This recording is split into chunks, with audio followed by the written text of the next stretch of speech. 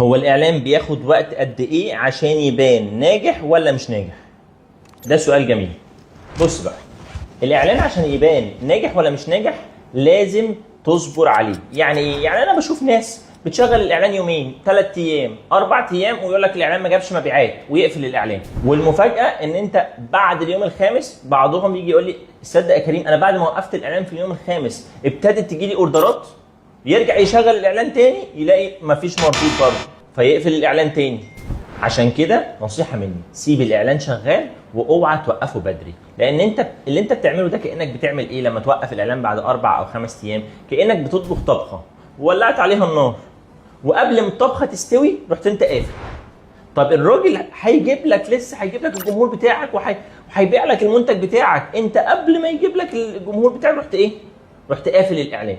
السر كله في الصبر، ان انت تصبر وتسيب الاعلان يستوي لحد ما يجيب لك النتائج اللي انت عايزها، وبعد كده تسيب الاعلان شغال اطول فتره ممكنه.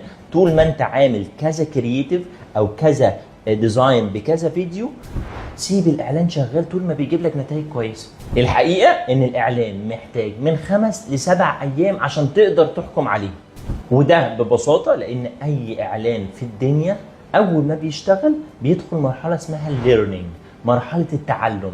بيبتدي الالجوريزم يفهم انت مين العميل بتاعك ومين الناس اللي بتستجيب للاعلان بتاعك، فيبدا يرشح للناس دي والناس اللي شبهها يرشح لهم الاعلان بتاعك ده، ويشوف مين اللي محتاج الاعلان بتاعك ده او محتاج المنتج بتاعك ده ويبدا يساعدك ويرشحه للناس اكتر. الكلام ده بيبدا امتى؟ من بعد 5 يوم، يعني من 5 ل7 ايام عشان تبتدي تحكم على الاعلان بتاعك جايب نتائج كويسه ولا لا. ومثلا انت بتبيع مثلا تيشيرتات او قمصان كلاسيك، هيجي عميل بيدور على تيشيرتات او عمل لايك على بيج بتبيع تيشيرتات، عمل لايك لبوست معين او دخل سالهم في الماسنجر، بعد شويه ايه اللي بيحصل؟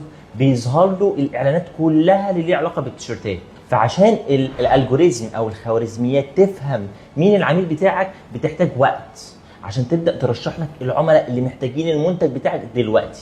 فحته ان انت تسيب الاعلان شغال 5 ايام او 7 ايام وبعد كده توقفه هي دي الايام بتاعتك، ده مش صح. وبس كده. انا كريم عطيه، ولو مهتم بالمحتوى دوت اعملي فولو. السلام عليكم.